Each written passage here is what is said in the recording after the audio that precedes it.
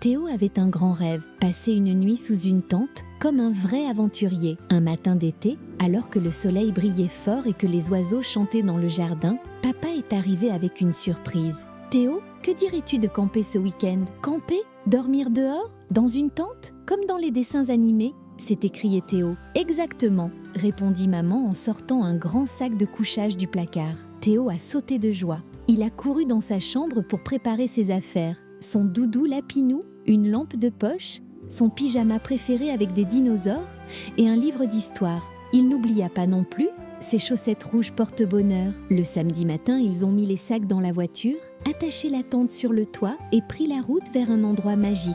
Un petit camping au bord d'un lac, entouré de grands arbres, avec une clairière rien que pour eux. En arrivant, Théo a couru partout, émerveillé. « On est dans une forêt magique !» dit-il en écartant les bras. Papa et maman ont carrosse monté la tente et Théo les a aidés. Enfin, il a surtout sauté sur les matelas gonflables une fois qu'ils étaient installés. « C'est moelleux comme un nuage !» riait-il. Après le pique-nique, Théo est parti explorer.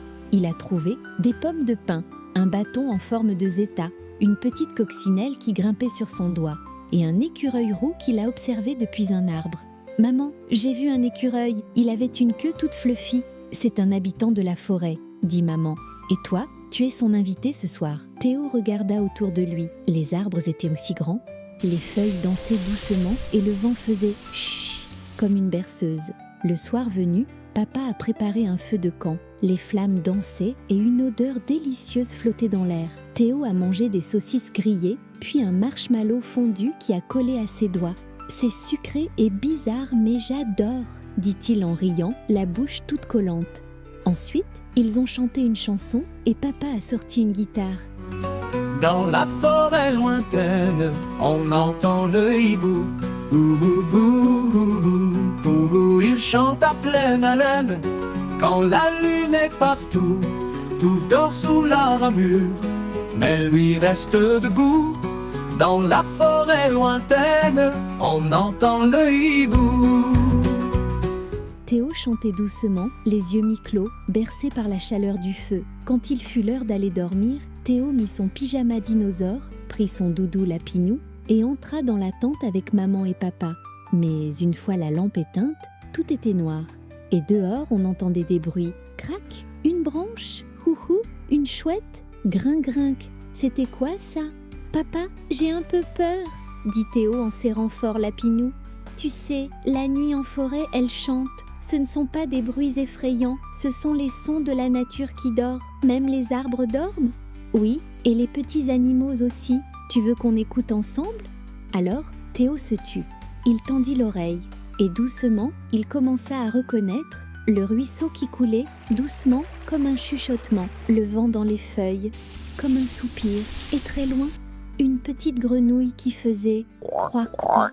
« C'est beau en fait », murmura Théo. Papa sortit un instant avec lui et ensemble, ils levèrent les yeux vers le ciel. « Regarde toutes ces étoiles !»